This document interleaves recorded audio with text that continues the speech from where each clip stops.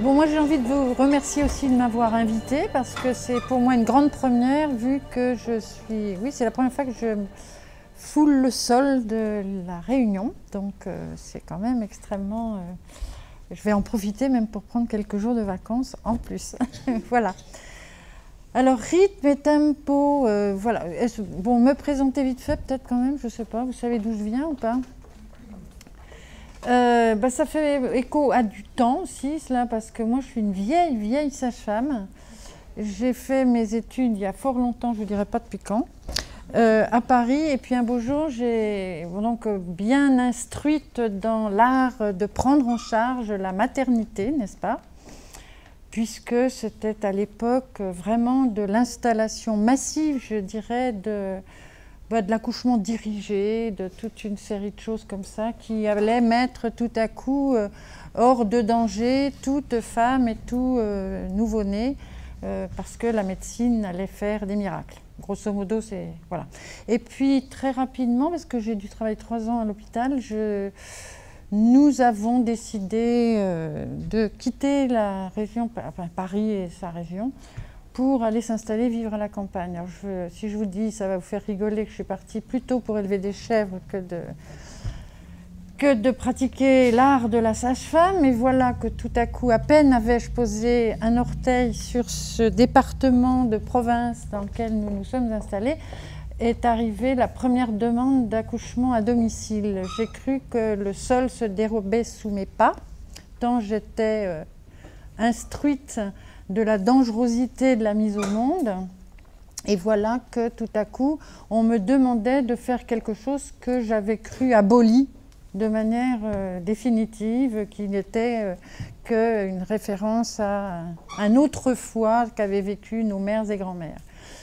Tout ça pour vous dire que 40 ans plus tard, je n'ai plus arrêté que d'accompagner des naissances à domicile. Donc ça m'a aussi amené à une réflexion de fond sur la temporalité aussi de ce que l'on nous avait enseigné et de la manière dont effectivement nous avions tout à coup appris à gérer les grossesses et les accouchements, parce que le monde médical gère, d'accord ?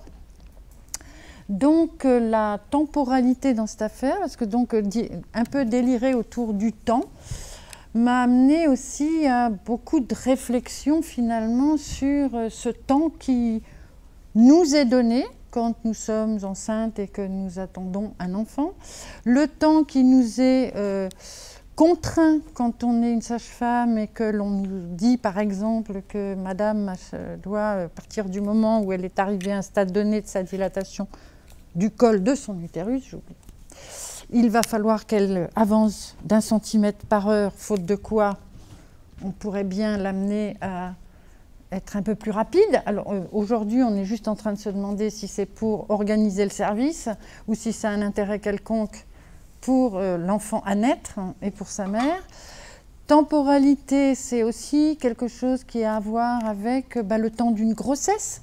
Faut-il qu'elle dure 37, 38, 39, 40, 41, 42, 43 semaines, parce qu'effectivement, si je regarde un petit peu tout ce qu'on nous a dit sur le sujet, on peut être considéré à terme à partir de 37 semaines, je précise d'aménorrhée, pour ceux qui ne sauraient pas, c'est à partir du premier jour de la date des dernières règles. Mais à 43 semaines, ça peut encore être à terme. Vous voyez là, 38, 39, 40, 41, 42, 43. On a donc 5, 6 semaines pour être à terme. Sauf qu'il y a une moyenne. Il y a une moyenne qui a été calculée dans la population, on va dire française, moyenne.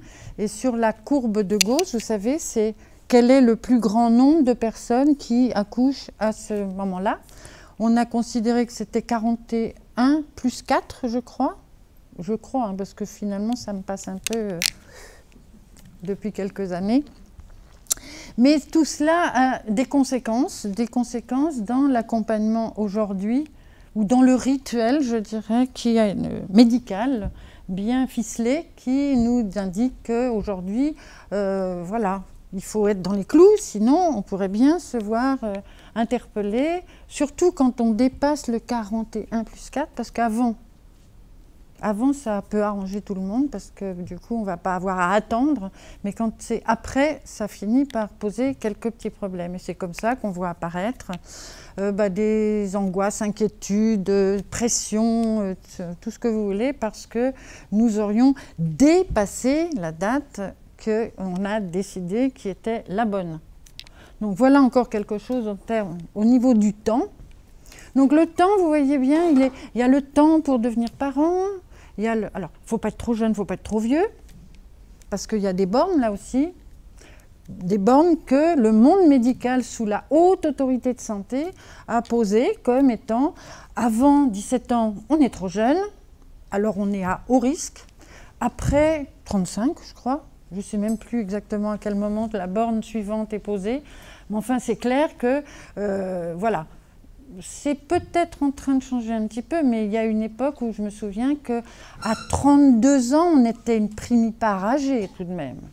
Ce qui est tout à fait sympathique de se sentir tout à coup vieille à 32 ans parce qu'on ferait un premier bébé. Alors je ne vous dis pas à 40, c'est même pas la peine. Enfin, tout ça pour vous dire que la temporalité, elle a quand même quelque chose d'extrêmement important. Alors d'où ça vient cette histoire autour du temps? Ça m'a amené à y réfléchir, mine de rien, parce que si le monde médical tout à coup a envahi l'espace de la maternité, c'est parce qu'il y avait des antécédents ou des histoires dans nos sociétés et dans d'autres encore qui faisaient écho à des choses extrêmement difficile, c'est-à-dire que j'ai participé à un congrès, par exemple, à l'automne de 2016, sur l'accouchement au risque de la mort au XIXe siècle. On voit bien que ça n'a pas toujours été facile de mettre au monde.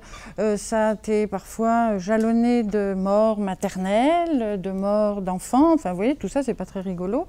Et donc, la médecine moderne, donc celle qui nous concerne dans notre pays, mais qui n'est pas que la nôtre, hein, celle des pays, on va dire, occidentaux, a priori, s'est investi a envahi cet espace-là pour améliorer quand même de manière importante ce statut qui était effectivement pour un certain nombre de femmes un statut quand même très dangereux que d'accéder à la parentalité.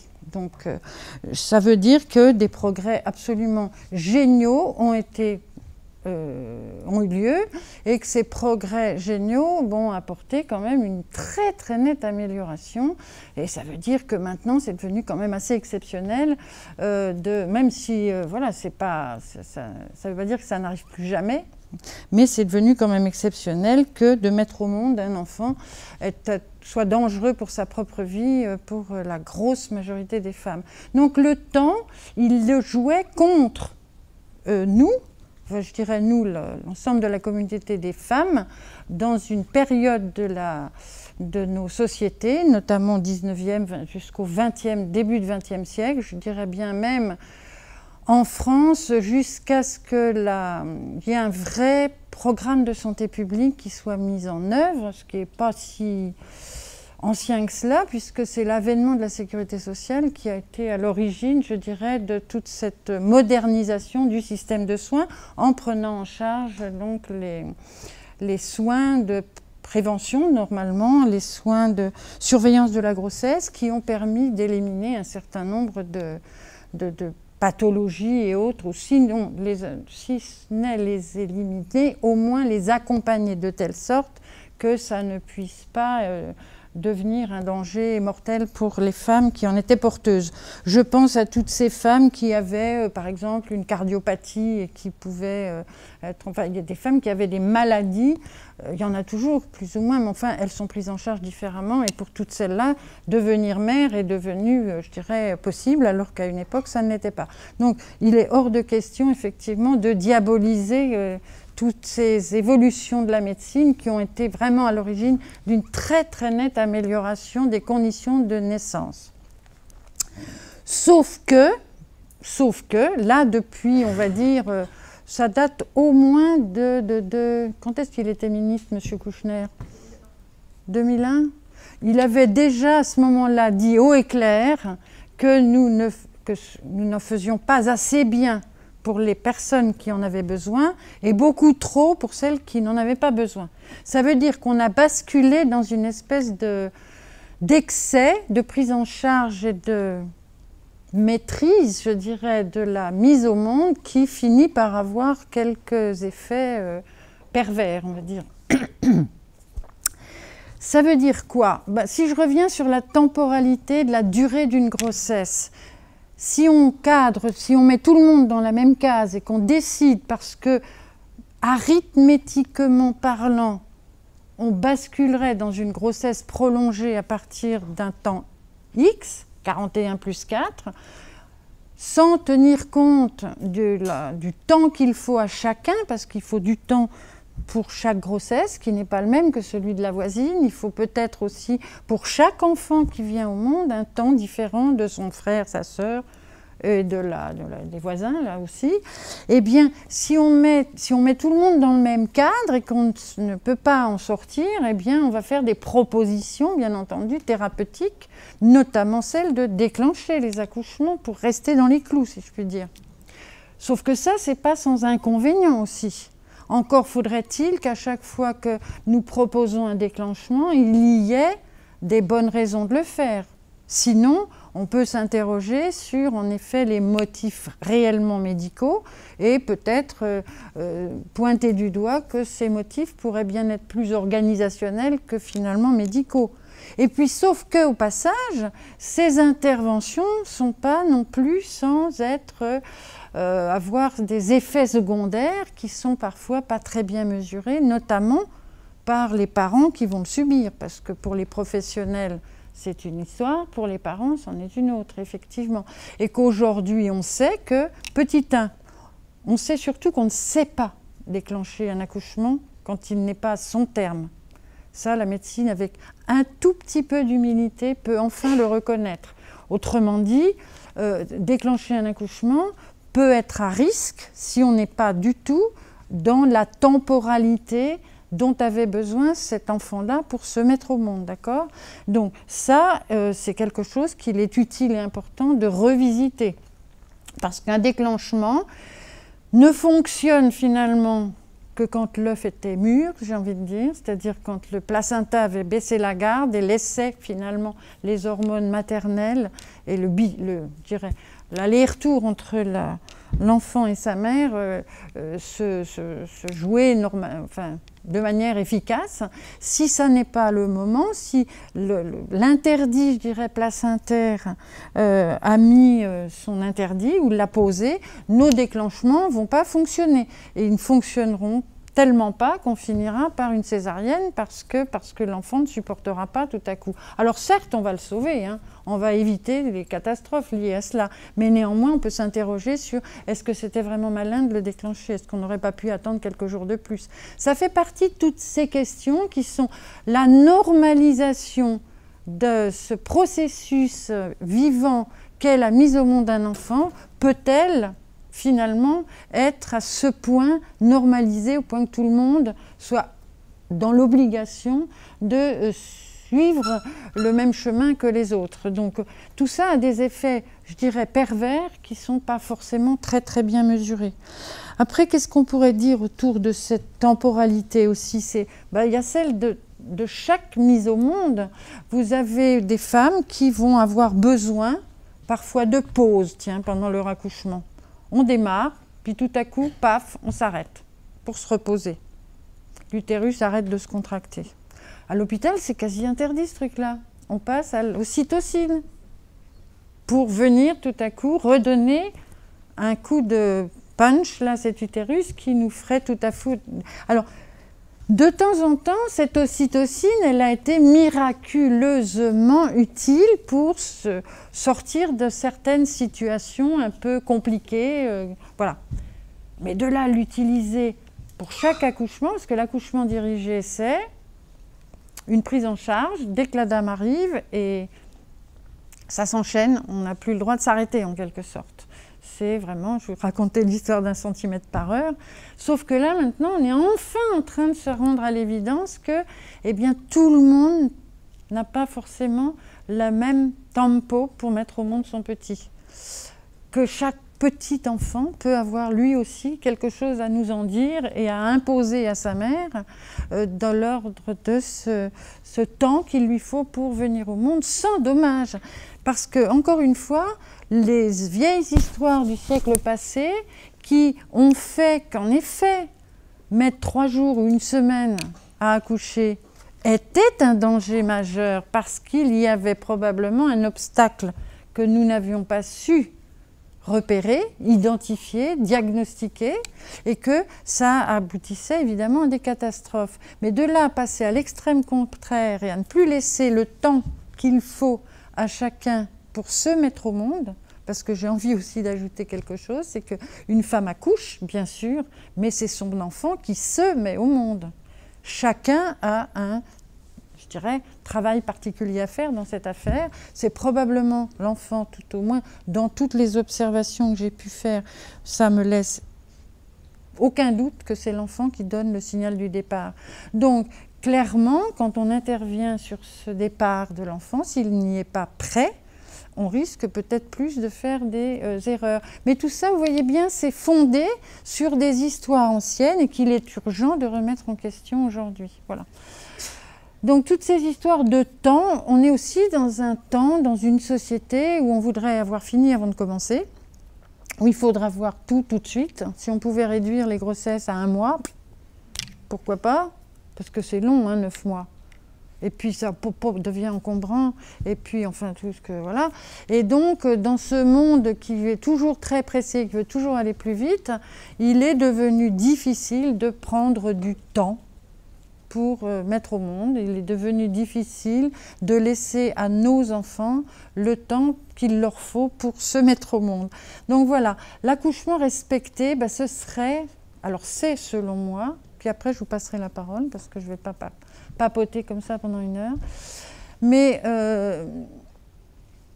la naissance respectée, ben, ce serait déjà et avant tout savoir observer ce qu'est la physiologie singulière d'une grossesse qui appartient à une femme donnée, mais aussi à l'enfant qu'elle va mettre au monde, et que ce temps-là peut être unique et singulier. Il est toujours unique et singulier, même s'il y a des grandes choses qui sont communes à l'espèce, évidemment. Pour autant, nous devrions, pour que toutes les naissances soient respectées, au moins respecter le temps qu'il faut à chacune et à chacun dans cette histoire de mise au monde, en veillant, et ça c'est le boulot des professionnels, qu'à chaque fois que nous sommes dans ce respect de ce tempo-là, l'autre n'est pas en train de se mettre en danger. C'est ça notre vrai travail, plutôt que d'intervenir à tout moment pour cravacher la bête, j'ai envie de dire, alors que finalement, elle a besoin juste de ce temps pour que les choses se déroulent bien. Donc on est là dans un monde en pleine, je dirais, recherche et révolution autour de cela, mais ça ne va pas être facile, hein, parce que 50 ans, oui, au moins 50 ans d'accouchement dirigé, remettre ça en question, eh ben, c'est pas si simple, ni pour les professionnels, ni peut-être pour un certain nombre de parents pressés. Je ne sais pas, là, je n'ai pas envie d'en juger. Pour autant, je vois bien que c'est quelque chose qui enfin émerge. Alors, moi, dans ma pratique de sage-femme, puisque je vous ai dit que j'étais pas tombée au fond de la marmite, l'accouchement à domicile, c'est les parents qui m'ont sollicité. Des parents, qu'on pourrait dire à l'époque un peu peut-être révolutionnaires, qui tout à coup, je ne sais même pas si ça marche, ça, j'en ai pas besoin. Hein. Je le tiens, c'est mon doudou. Bon, voilà, c'est pour pas avoir trop peur de vous. Mais voilà, ceci dit, oui, c'est pareil. Hein.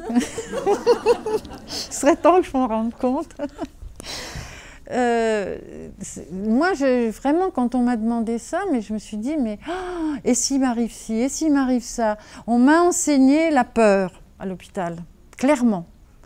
Tout ce qui pouvait arriver tout à coup ne pouvait être envisagé que si j'étais à l'abri sous la haute protection que me conférait le fait d'être dans un hôpital. Bon. Et puis quand je me suis retrouvée à 50 km du premier hôpital, parce que là où je suis partie, ça ne courait pas les rues, les hôpitaux, et plus proche, c'était au moins à 50 km, voilà, j'ai passé en revue en bonne sage-femme bien formée à la pathologie, tout ce qui pourrait nous arriver avant de savoir ou de penser à regarder simplement si cette femme était apte à se débrouiller avec ses propres ressources, parce que aujourd'hui, je sais, par exemple, que si on a éliminé toutes les grandes pathologies qui pourraient apporter tout à coup une difficulté au cours ou de la grossesse ou de l'accouchement, globalement, ben, je vais faire une révélation, une femme normale, elle sait non seulement être enceinte et maintenir sa grossesse, cas un cas, mais quand même jusqu'au bout, et en plus, devinez quoi? Eh bien, elles savent accoucher, les femmes. Incroyable.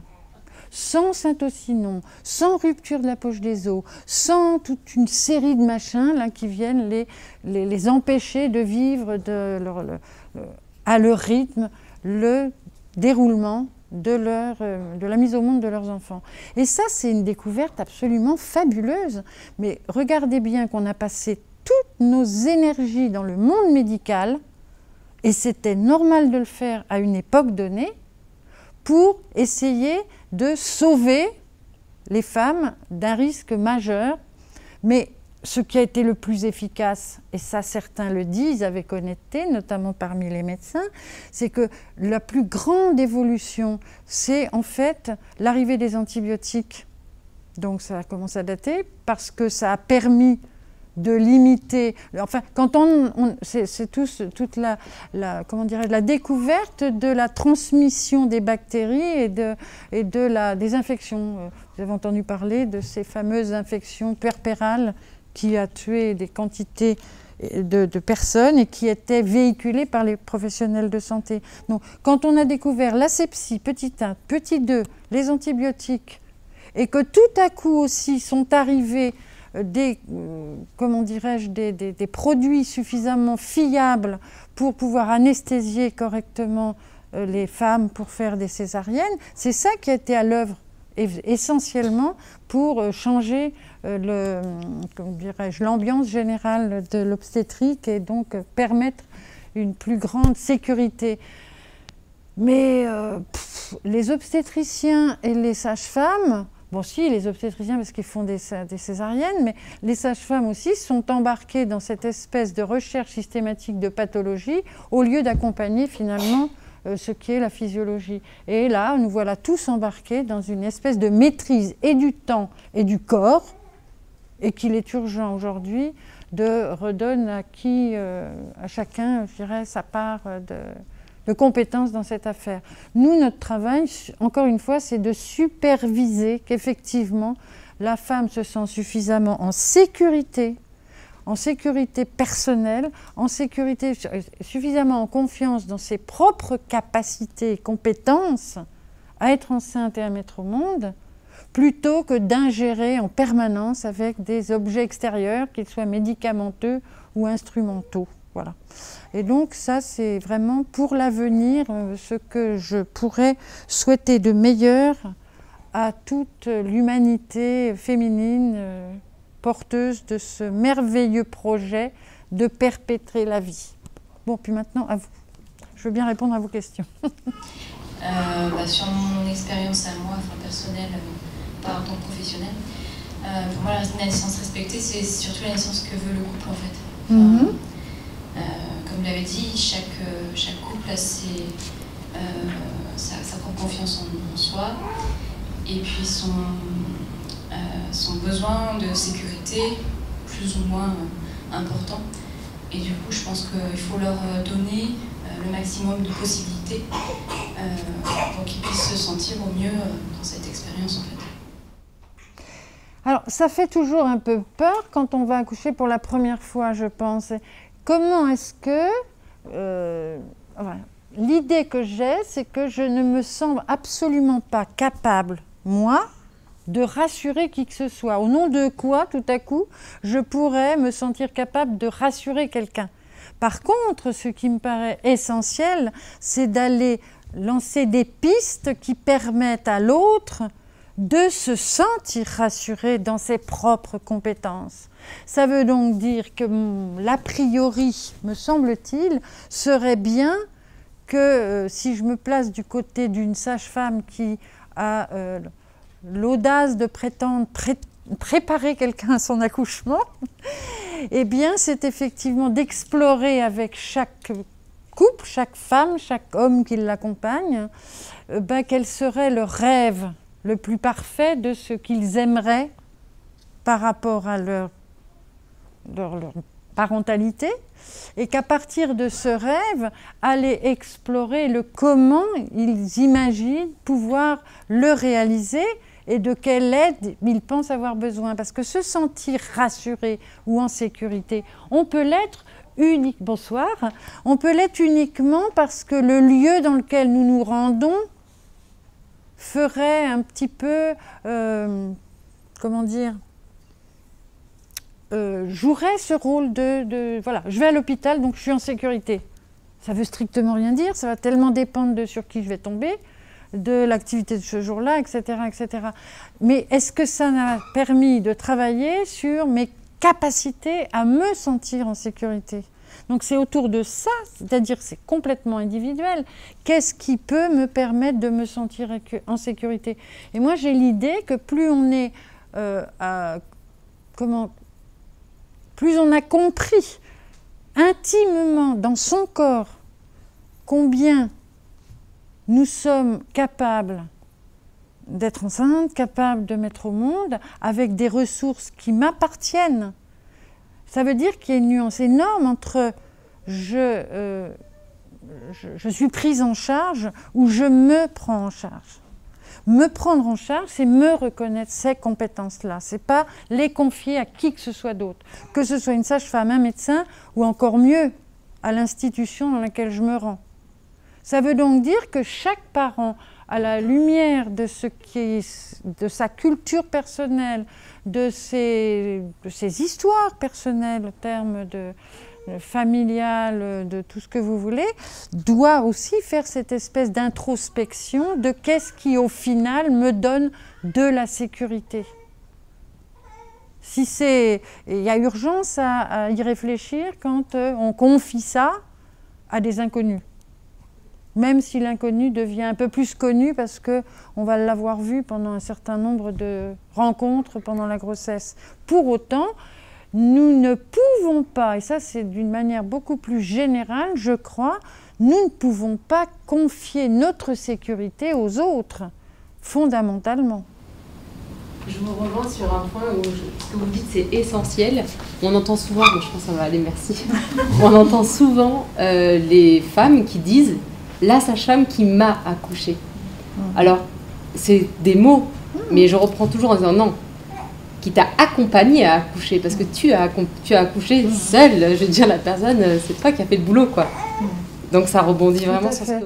Mais vous savez, jusqu'au XVIIe siècle, les femmes s'accouchaient. Dans la littérature, on retrouve ces formules « Madame Machin s'est accouchée ». Et c'est bien l'invasion du monde médical qui tout à coup a changé le vocabulaire. Et c'est vrai que c'est tellement... moi, j'essaye d'y faire attention, mais je tombe dans le piège régulièrement. Hein, moi, sage-femme, j'ai fait des accouchements. Ben, rien du tout, j'ai regardé une femme accoucher, ça c'est clair.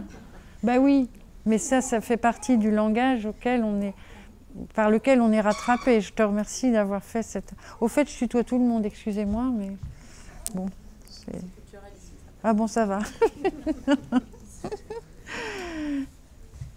Mais cette histoire d'autonomie et de responsabilité que chacun doit prendre de sa propre vie, de sa propre histoire, ça veut dire que chacun, chacune doit pouvoir avoir une écoute des fonctionnalités de son corps. Alors quand je dis ça, c'est un grand mot, hein.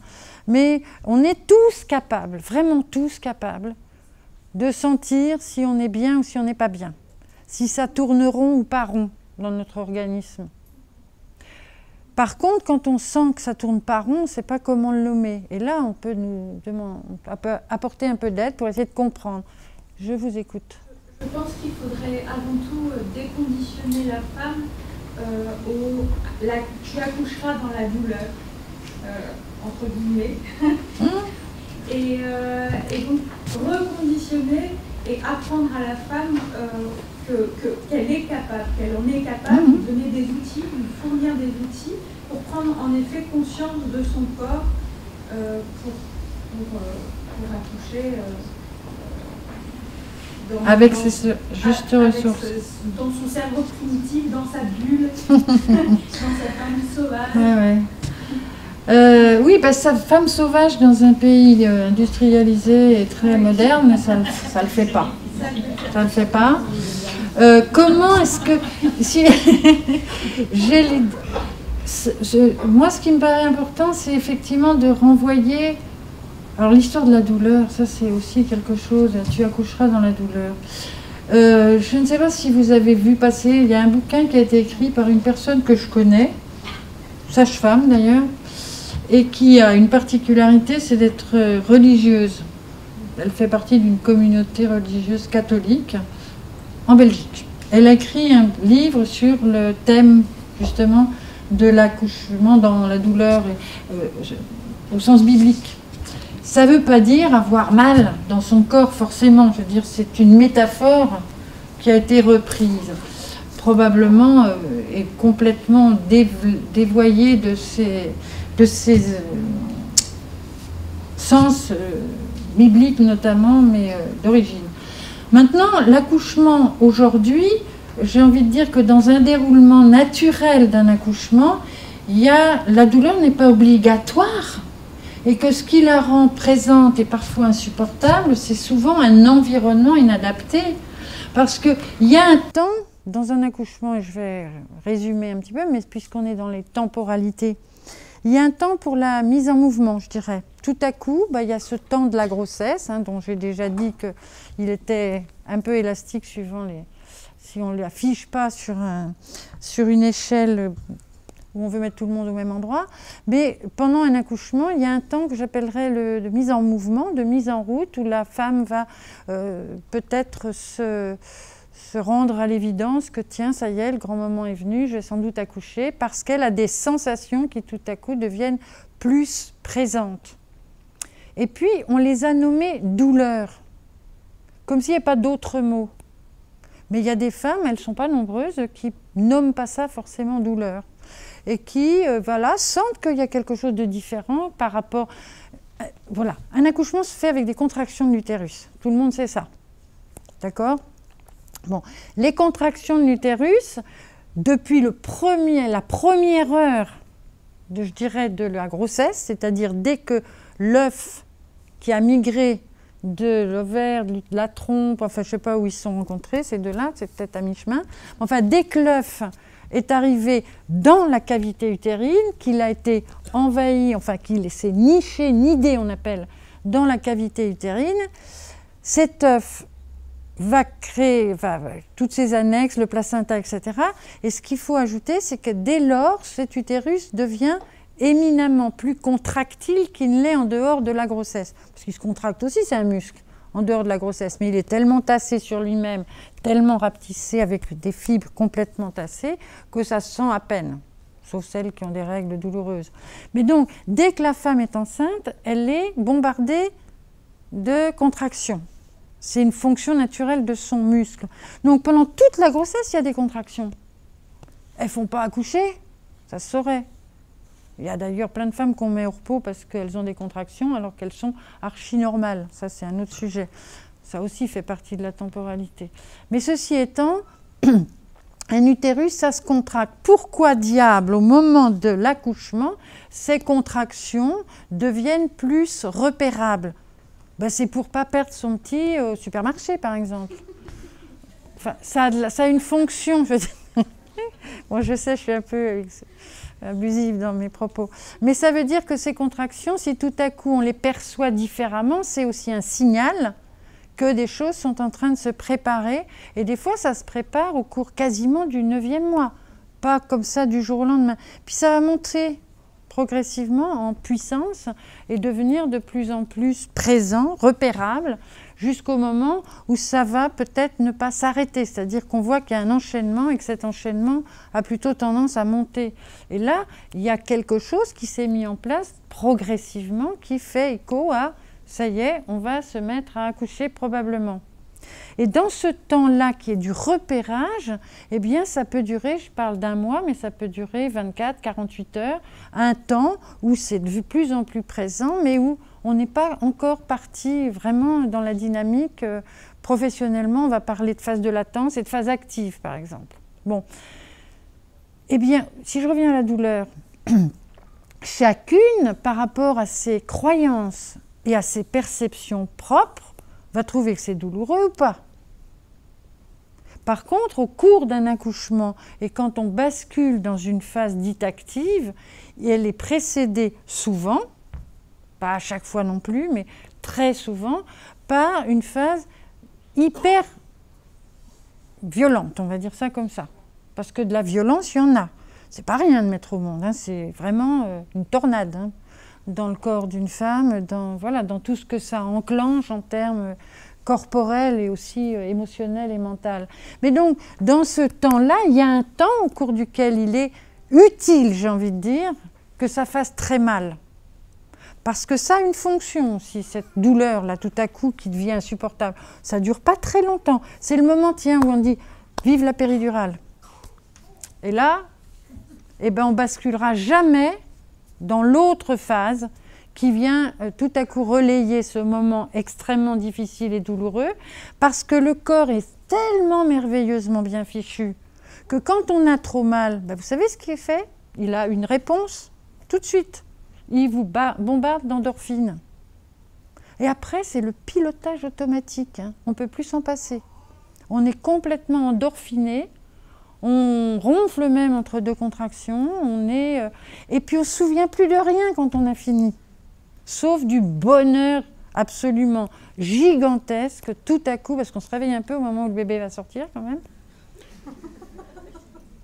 Et oui, tout à coup, il y a d'autres hormones qui apparaissent, c'est de l'adrénaline, là, on se réveille et on le met au monde. Et là, on n'est que dans du bonheur. Donc si vous voulez, si on laisse évoluer en veillant bien entendu à ce que chacune ne s'enlise pas dans la sortie du port, si j'ai envie de dire ça. Vous savez, le démarrage de l'accouchement, moi je l'imagine, on tourne en rond dans un port, on n'ose pas partir en haute mer, c'est la trouille, c'est normal, hein, de temps en temps d'avoir un peu la trouille quand même.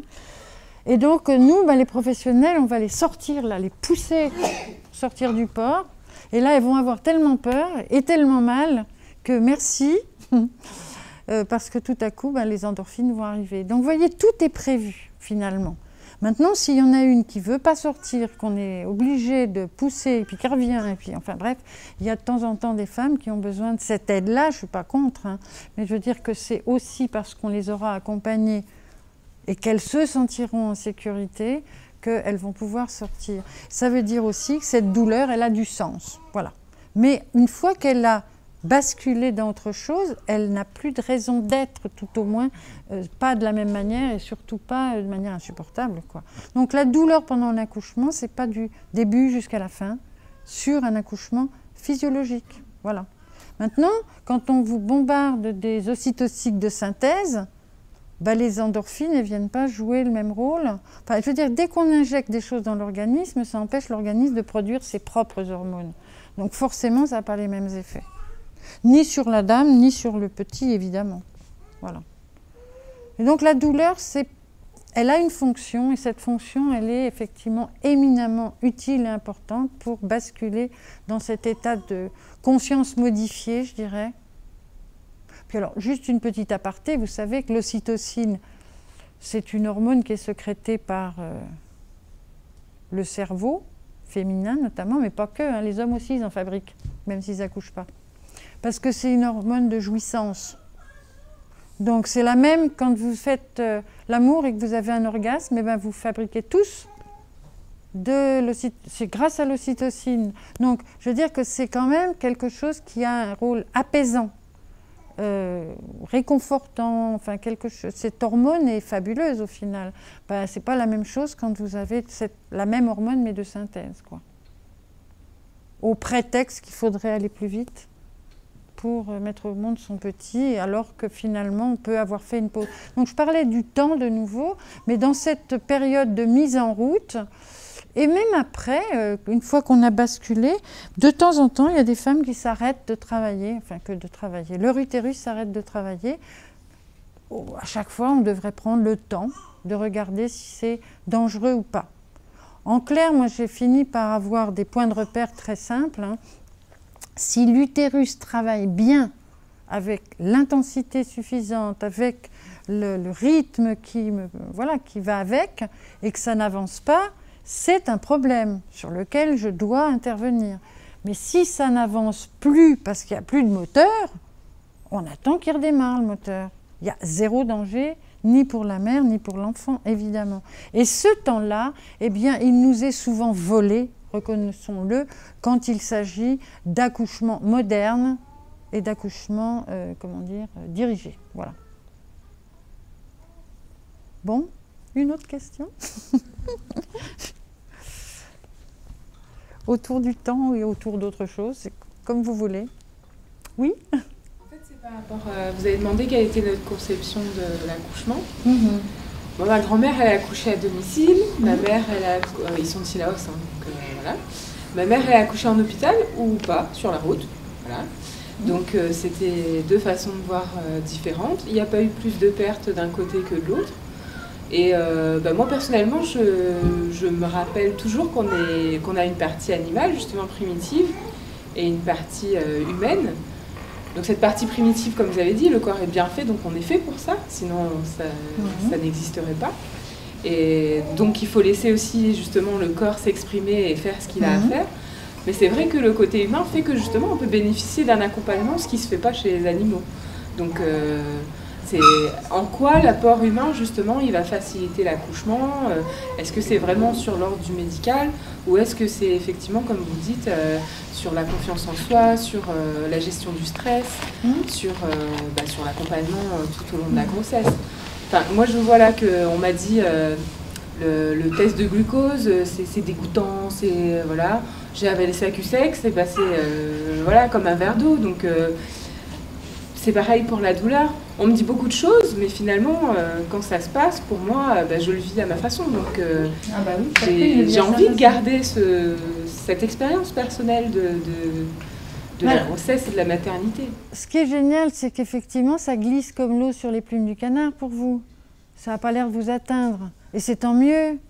Mais il y a d'autres personnes que ça va complètement perturber, puis qui vont avoir peur de plein de choses. Donc c'est aussi pour ça qu'il est... Voilà. À la fois faire toute une série de tests, je le dis, a beaucoup amélioré. Et encore, faire juste des tests, ce n'est pas vraiment une invasion dans l'espace personnel des gens. Alors que ingérer sur le déroulement type de l'accouchement en mettant des médicaments, ça prend une autre allure et une autre dimension quand même. Avec des effets qui peuvent, dans un certain nombre de cas, ne pas être aussi bénéfiques que ça, finalement. Et la preuve, c'est que je mange une glace tous les jours, une double glace avec de la chantilly, je ne fais pas de diabète gestationnel. Par contre, ça peut faire des kilos en plus. Hein. Mais regardez bien, là c'est pareil, vous faites écho à ce que sont des programmes de santé publique.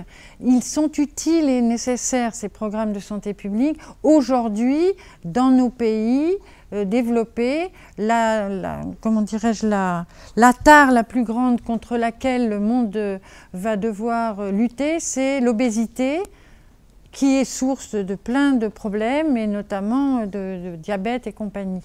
Donc, on va appliquer à tout le monde le même protocole. Moi, je trouve éminemment plus intéressant, même si j'applique aussi un certain nombre de protocoles, parce que j'essaye de rester quand même dans les clous, sinon je me ferais éradiquer, et je n'ai pas envie. Mais ceci étant, je trouve éminemment plus intéressant de permettre à telle femme, tel homme, telle famille, enfin bref, à une personne que j'ai chez moi à mon cabinet par exemple, de lui faire comprendre ce qu'elle pourrait faire pour protéger sa santé en termes d'alimentation et de remise en question de son alimentation que de lui faire avaler. Et de temps en temps, j'ai des personnes qui me disent, c'est quand même étonnant, on cherche à lutter contre le diabète et on fait avaler 75 grammes de glucose pur à une femme enceinte pour vérifier si son pancréas fonctionne correctement. Ça peut paraître un peu surréaliste et pas très adapté. Parce que finalement, là, on est en train de lui lancer une espèce de... C'est comme si, je ne sais pas moi, on te balance dans l'eau pour savoir si tu sais nager. Bon, en gros. Mais c'est quand même, voilà, on peut s'interroger sur effectivement ce genre. Alors qu'effectivement, prendre un temps pour demander à chacune ce qu'elle met tous les jours dans son assiette, quel est son régime alimentaire moyen, tout en lui faisant comprendre qu'effectivement, elle pourrait avoir des besoins, que son corps a un certain nombre de besoins. S'il y a un truc dont le corps n'a pas besoin, c'est des sucres rapides. Tout le monde le sait. Sauf que c'est tellement addict. Voilà, qu'il faut vraiment, vraiment... Tu vois, moi, une dame qui a un problème avec le sucre, bon, je ne sais pas si c'est le tien, hein, le cas, mais je dirais, bien qu'elle ait un problème avec le tabac ou avec l'alcool, avec n'importe quoi, de toute façon, je vais plutôt essayer de l'aider à progresser autour de comment je fais pour diminuer cette addiction. Et je vais peut-être même lui proposer des trucs, bon ben voilà, combien j'en mange par jour, habituellement, de glace et de je ne sais pas quoi. Et puis, le matin au réveil, tous les jours, et je leur fais faire un petit carnet qu'elles me ramènent à la consultation d'après, d'ailleurs, pour voir les progrès. Et comme ça, je peux les féliciter des progrès qu'elles ont faits, au lieu de leur dire « c'est pas bien ». Parce que du coup, quand elle a décidé un matin, voilà, je vais manger tant de sucreries, mais à chaque fois que j'en mangerai une, je vais la regarder bien comme ça, en me demandant si je peux m'en passer. Eh bien, je noterai toutes celles dont je me suis passée. Par contre, celles que j'ai gardées, je les aurai goûtées avec un plaisir décuplé, parce que ce sera choisi. Mais c'est comme ça qu'elle va progresser. Alors, je te regarde, mais je pourrais regarder tout le monde autour de ça, hein, parce que ça peut se faire à partir de l'apéro, ça peut se faire à partir de la cigarette, ça peut se faire à partir de tout. C'est-à-dire, est-ce que celle-là, je peux m'en passer ou pas? Ça veut dire que je fais des choix volontaires et je gagne en autonomie. Parce que mon obsession, c'est de donner à chacun l'autonomie de sa propre, la propre gestion de son corps. Et effectivement, donc si tu veux, moi, l'hyperglycémie provoquée, oui, ok, parce que c'est le protocole, mais c'est pas ça qui fait avancer les gens, quoi. Sauf alors avoir fait avaler 75 grammes de plus. Donc, mais c'est voilà, c'est quoi en fait accompagner une femme enceinte, c'est aussi l'aider à prendre conscience d'un certain nombre de choses qui pourraient être bons pour sa santé, plutôt que de coller sans arrêt des interdits au prétexte que ça serait pas bon pour elle ou son bébé, sans regarder tout ce qu'on fait nous professionnels qui sont pas forcément toujours bons, ni pour elle ni pour son bébé, parce que là de ce côté-là on regarde pas trop près.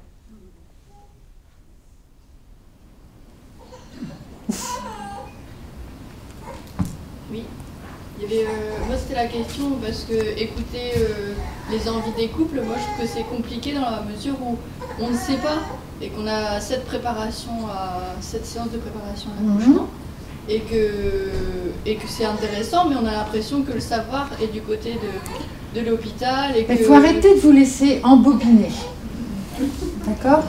Il faut poser des questions, même si elles vous paraissent bêtes.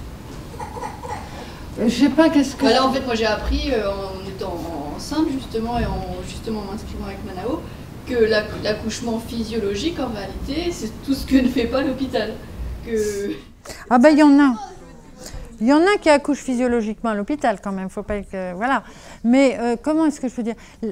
La définition de la physiologie c'est très compliqué, hein. Il n'y en a pas vraiment de très... Comment dire? De très normé. Je vous raconte une petite histoire. En ce moment, je ne sais pas si vous savez ce que c'est que l'HAS, la Haute Autorité de Santé, qui est en train d'écrire des recommandations de bonnes pratiques sur l'accouchement. Alors, le titre, c'était au départ l'accouchement physiologique. on n'a pas été foutu de se mettre d'accord parce que personne ne savait ce que c'était que le physiologique. Donc on a fini par mettre un titre qui s'appelle « Accouchement normal, éventuellement physiologique ». Et ouais. Oui, parce que c'est quoi la physiologie? Si ce n'est, pour moi, la physiologie, c'est la mise en mouvement d'une anatomie descriptive avec tous les moteurs qui vont la faire se mettre en mouvement, c'est-à-dire les hormones. Et c'est compliqué comme tout, puisque chacun... Je vais prendre un autre exemple, il n'y a pas que l'utérus hein, dans la vie, il y a aussi un tube digestif. Et là, tout le monde le partage, ce truc-là. On rentre des aliments là, et puis ça ressort de l'autre côté, mais entre-temps, ça a fait un boulot d'enfer, donc on ne maîtrise pas vraiment, quoi. On ne suit pas à pas comment dirais-je, le déroulement de cette progression dans notre tube digestif de nos aliments. Mais on a quand même tous ce tube digestif qui va nous permettre de nous maintenir aussi en santé en fonction effectivement des aliments qu'on va y mettre. On a tous une manière différente de digérer. Donc, pourquoi est-ce qu'on n'aurait pas tous une manière différente de... Et pourtant, on l'a décrit, ce tube digestif, de la bouche jusqu'à l'autre extrémité, avec tous les enzymes et toutes ce qui permet l'utilisation et la dégradation des aliments pour les renvoyer dans le sang, pour qu'ils soient utilisés à d'autres fins. Enfin, on a une machinerie là, corporelle qui est en mouvement en permanence, et il se passe plein de choses qui se déroulent à notre insu totalement. On intervient sur ce processus que quand les gens viennent s'en plaindre. Notamment, je prends le cas du tube digestif. Hein, s'en plaindre, ça veut dire qu'ils ont des choses qui tout à coup ne fonctionnent pas comme ils en ont l'habitude. D'accord ? Et pourtant, on pourrait dire la même chose de la physiologie de la grossesse et de l'accouchement, sauf que là, on a entrepris effectivement de gérer ça d'une manière plus technique et médicale, pour toutes les raisons que j'ai décrites tout à l'heure au départ, parce qu'il y avait pas mal de dégâts quand même, si vous voulez. Mais décider de ce que c'est que la physiologie, c'est pas forcément très facile. Et donc, la tendance naturelle aujourd'hui, ça serait de décider qu'un accouchement est normal tant qu'il passe par voie basse, c'est-à-dire qu'il n'est pas une césarienne. Bon, maintenant, moi je trouve qu'il y a une différence nette entre une femme qui a accouché avec ses seules ressources personnelles, c'est-à-dire avec ses hormones, son corps, son utérus et son savoir-faire, voilà, sans y mettre de... Et puis celle qui accouche normalement, parce qu'elle a mis au monde par voie vaginale, mais avec une péridurale, des ocytociques et tout ça. J'ai aucune connotation, comment dirais-je, de jugement sur le sujet, hein. Aucune. Mais c'est vrai que je sais aussi que là, du coup, on n'est quand même plus tout à fait dans la physiologie, quoi. Dès qu'on injecte des... Je suis même suffisamment puriste pour vous dire que même l'homéopathie ou l'acupuncture n'a rien à faire dans un accouchement physiologique. Il n'y a pas de raison, finalement, parce que c'est encore une intervention, même si elle est a priori pas trop ingérante, enfin moins agressive que les médicaments qu'on injecte par perfusion. Mais une femme est capable de mettre au monde, d'accoucher sans avoir besoin de rien d'autre que de se sentir en sécurité parce qu'elle a une personne bienveillante qui veille qu'elle n'est pas en train de faire une sortie de route, j'ai envie de dire ça comme ça. Ça veut dire qu'effectivement, pendant la grossesse, il faut aussi s'intéresser vivement à qu'est-ce qui lui donne de la sécurité. Parfois, c'est juste d'avoir la personne de son choix à ses côtés, mais parce que cette personne va lui donner un sentiment de protection, quoi, Ça peut être d'ailleurs le compagnon. Hein. Moi, je trouve que les hommes ont plus besoin de préparation que les femmes, en fait. Mais oui, les hommes qui les accompagnent, ils ont besoin de se sentir prêts à protéger leur compagne de toute ingérence maladroite du monde dans lequel ils vont atterrir. Je vois qu'il y en a une qui attend ça avec beaucoup de... Ça vous parle, on dirait. Mais oui, parce que si vous voulez... après vous avoir raconté ce que je viens de vous raconter sur la bascule à un moment donné, à cause ou grâce à la douleur de cette femme qui va basculer et qui rentre en pilote automatique. Sauf que dès qu'on vient la déranger, elle peut revenir aux manettes de sa gestion et de sa, comment on appelle ça, gérer ses contractions. Il n'y a rien à gérer du tout, il faut se laisser faire. Par contre, les hommes qui vous accompagnent, il ne faut pas qu'ils soient morts de trouille de vous voir péter un câble, parce que quelque part, c'est un peu ça tout de même. Donc, il faut aussi qu'ils soient avertis de la façon dont vous allez probablement péter un câble à un moment donné, au moment où vous accouchez. Et que ce pétage de câble, il est bienvenu. Mais il faut aussi que ce monsieur, il soit prêt à, par exemple, se mettre sur le devant de la scène pour répondre aux questions que quelqu'un aurait posé maladroitement à la dame. La dame, il ne faut pas lui poser de questions, il faut la laisser où elle est. Mais oui, parce que sinon, on la dérange de là où elle est au niveau hormonal, je dirais. Donc, les messieurs sont là pour répondre aux questions qu'on ne doit pas poser aux dames. Donc, il faut qu'ils sachent répondre. Mais c'est rigolo parce qu'en ce moment, je donne des formations dans des maternités, un petit peu partout. Et quand je dis ça, par exemple, vous êtes soignante. Ah bon, qu'elles disent, ben nous, des fois, ils trouvent que, mais de quoi ils se mêlent, c'est à elle qu'on a posé la question, pourquoi ils répondent? Vous voyez les malentendus qu'il peut y avoir. Donc, mais si on veut respecter effectivement le tempo de la dame, il ne faut surtout pas la déloger de là où elle est. Donc, il faut arrêter de lui parler. Une femme qui accouche, il faut être silencieux à côté d'elle. Il ne faut pas mettre des lumières partout, etc., etc. Sinon, on risque, pas à chaque fois, mais on risque de la déloger de là où elle est. Quand vous parlez de déloger la femme ou pas, qu'elle soit dans un milieu sécure, mais nous-mêmes dans notre société, on va faire penser à tout le monde que pour qu'elle soit dans un milieu sécure, soit dans l'hôpital. Alors que naturellement, une femme qui est chez elle, bien sûr, grossesse physio, tout facteur de risque écarté, avec une sage-femme qui va l'accompagner et qui va se faire plus petite, va très bien se passer. Et au moment où elle vient à l'hôpital, j'ai l'impression qu'elle est, comme on dit en école, elle largue son corps avec les professionnels de santé parce qu'elle a complètement confiance en eux et plus confiance en elle. Oui, mais si ça marche pour elle, tant mieux. De toute façon, on ne va pas révolutionner tout. Je veux dire que si pour elle, le sentiment de sécurité, c'est ça, mais se confier à une équipe médicale, compte tenu de la manière dont ça fonctionne aujourd'hui dans l'immense majorité des hôpitaux, et c'est clair que c'est prendre le risque d'avoir un accouchement qui sera managé ou dirigé. Maintenant, pourquoi pas ? Maintenant, un changement culturel, il peut s'opérer, mais très très doucement, parce que plus il y aura de femmes, et j'espère qu'à Manao, il y en aura un maximum, plus il y aura de femmes qui auront accouché. Parce que comment est-ce qu'on fait la culture dans une population, la culture de l'accouchement? On l'a fait parce qu'on raconte nos propres histoires. Et plus on racontera des histoires différentes et qui inviteront les femmes à se sentir en confiance avec leur propre savoir-faire, et plus les choses vont évoluer. Ça ne va pas se faire du jour au lendemain, bien entendu.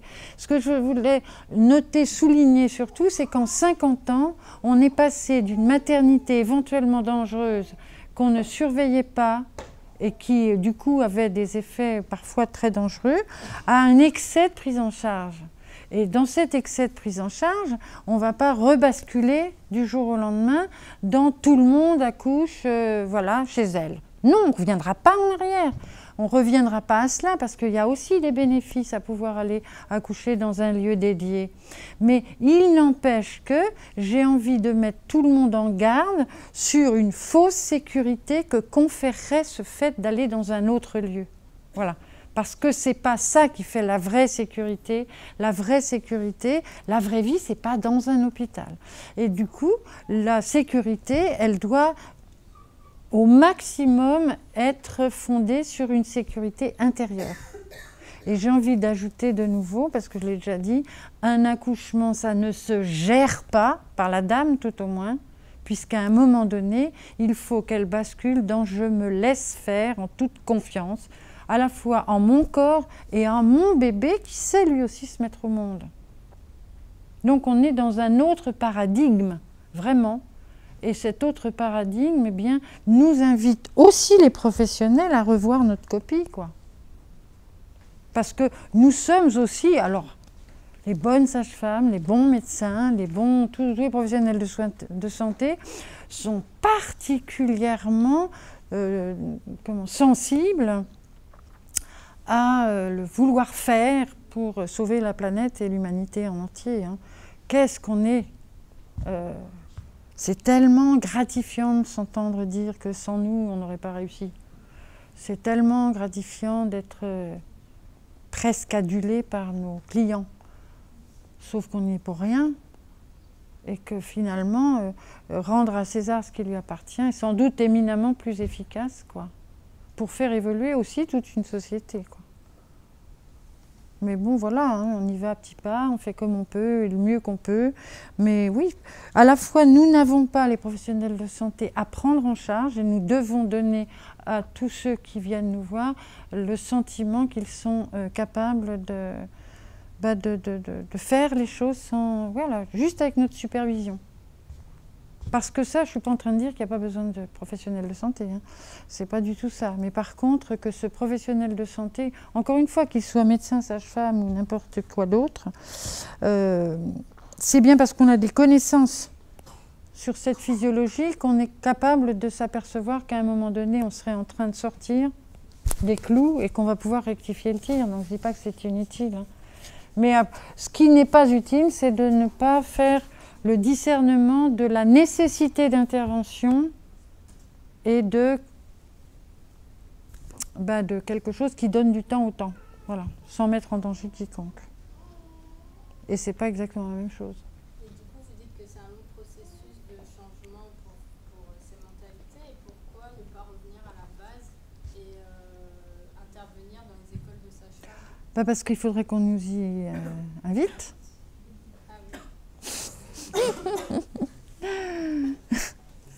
Moi, je les prends en stage. Je les prends en stage, les étudiantes, mais à l'école, j'ai été invitée pendant un certain temps, puis maintenant plus. Je dois être trop hérétique. Je suis pas sage-femme, mais finalement, pourquoi pas intervenir sur la maman, c'est-à-dire rééduquer la maman, la reconditionner à cet accouchement physiologique, pourtant il y a plus d'accouchement physiologique, au lieu de nous dire, si tu as mal, tu peux prendre la péridurale, par exemple. En fait, c'est des oui. Des solutions assistées. Mais parce que... Ouais. De nous apprendre de base, on peut le faire soi-même et nous donner, nous rééduquer vraiment sur la Alors, je pense que... Alors, tout particulièrement les sages-femmes, c'est sans doute parce que j'en suis une, ma spécialité, c'est justement le respect de cette physiologie. Donc, évidemment, de donner le maximum d'éléments au couple, hein, pour qu'en effet, ils puissent avoir suffisamment confiance en eux-mêmes et se sentir autonomes. Mais ceci étant, du coup, je ne sais plus ce que je voulais dire. Oui, c'est ce que j'appellerais de l'éducation en santé primaire. Bien sûr que c'est de ça dont il est question. Et c'est vrai que là, je parle à tout le monde, y compris à mes collègues sages-femmes, cette fameuse préparation dont vous venez de parler sur 7 séances, dont la première en individuel. La première séance individuelle, pour chaque parent, c'est venir rencontrer une ou un professionnel de santé. Le plus souvent, je m'aperçois que c'est quand même les sages-femmes, pour venir parler de ce dont vous rêvez. Donc là, sans aucune restriction, allez-y, plein pot, dites ce que vous aimeriez. Voilà, votre rêve, puis après, on va voir ce qui est possible et ce qui va être plus compliqué, par exemple. Mais les autres séances, puisqu'il y en a, elles soient soit en groupe, soit individuelles, en fonction des besoins de chacun. Théoriquement, c'est comme ça. Hein. Mais ça doit avoir notamment comme projet essentiellement de ramener chacun et chacune dans la découverte de ses savoir-faire qu'il a peut-être oubliés ou jamais véritablement été contacté. Ça ne peut pas être un cours dans lequel on va expliquer à quelle sauce on va vous manger ou vous barder avant de vous mettre au four. Or, je vois bien que ça peut de temps en temps dévier vers ce genre de truc. Voilà comment ça se passe. Vous allez arriver à l'hôpital, on va vous poser le monito, la SAT, la perf, le machin, le truc, le bazar. Et puis à un moment donné, parce que ça, on vous posera la péridurale. Et puis éventuellement, vous pouvez avoir une césarienne et éventuellement, vous pouvez... Ça, c'est pas de la préparation. C'est tout l'art et la manière qu'on aura de vous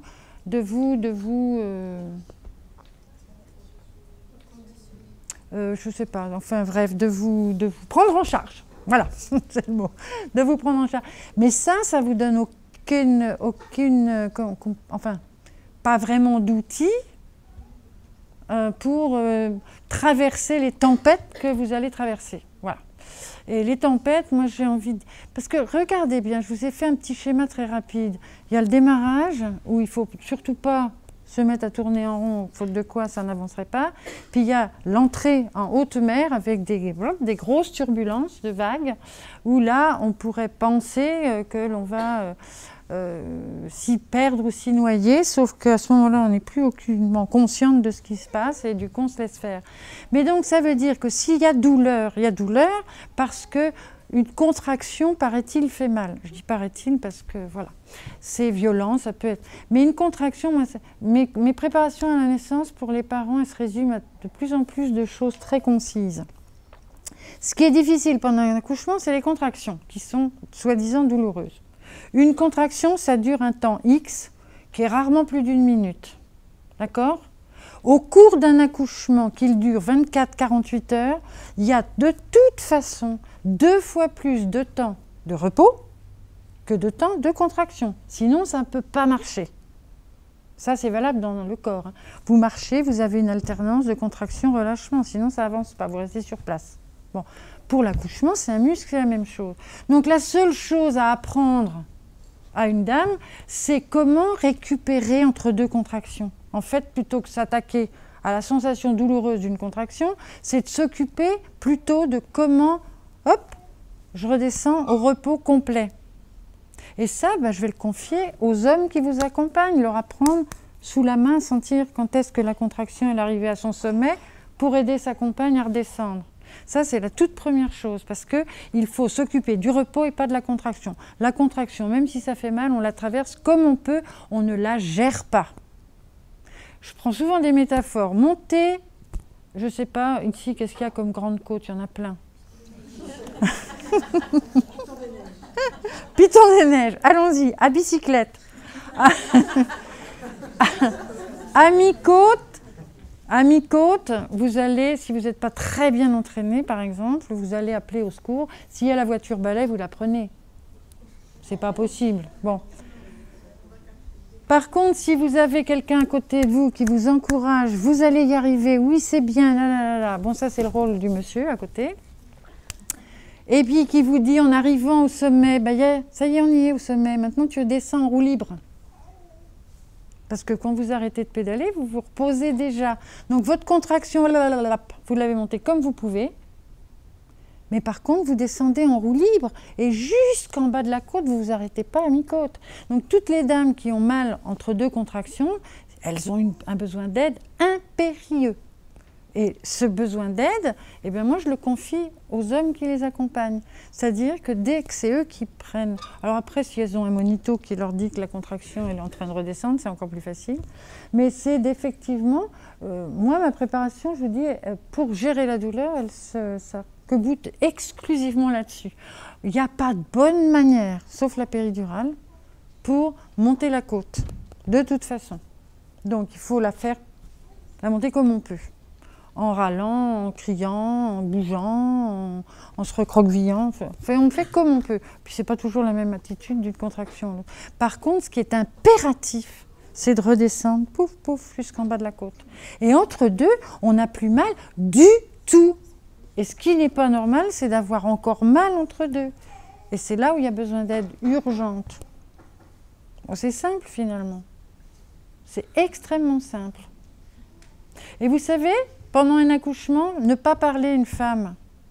Moi, je me contente de, grosso modo, 3 mots. Oui, c'est bien. Puis arrivé en haut, lâche, lâche, lâche, lâche. Mais vous savez, c'est le grand principe du mantra ou de la prière. À force de répéter la même chose, le cerveau, il Il devient complètement incapable d'avoir une pensée cohérente. Et là, enfin, on se laisse faire. Donc, c'est pas compliqué.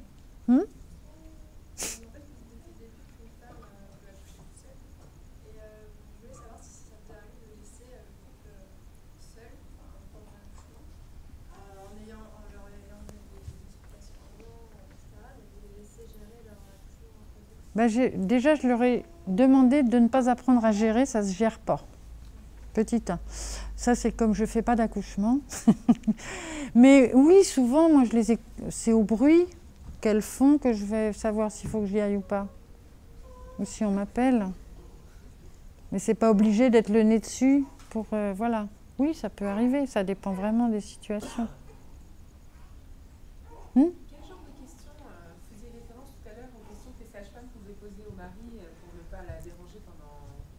Depuis quand elle a des contractions? Pourquoi vous venez? Tiens.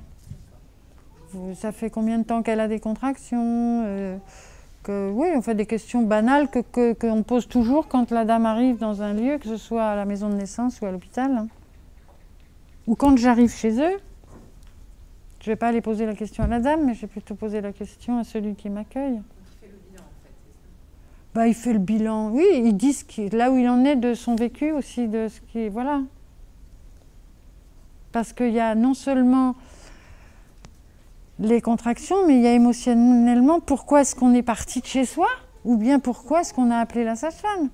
C'est ça qui est important à transmettre. Et le monsieur, il n'a pas forcément la même chose à dire que n'aurait dit la dame aussi.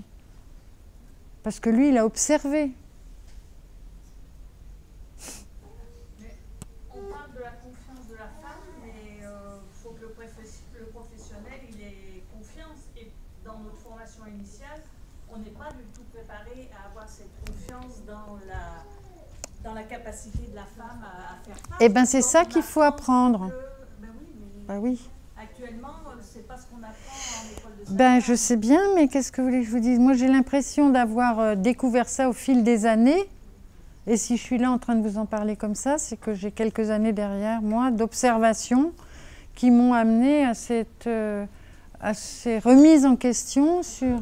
voilà. Les couples, s'ils cherchent de l'information, je veux dire, il y a peu de... Il faut vraiment avoir fait un travail sur soi pour se dire, je veux accoucher de telle façon.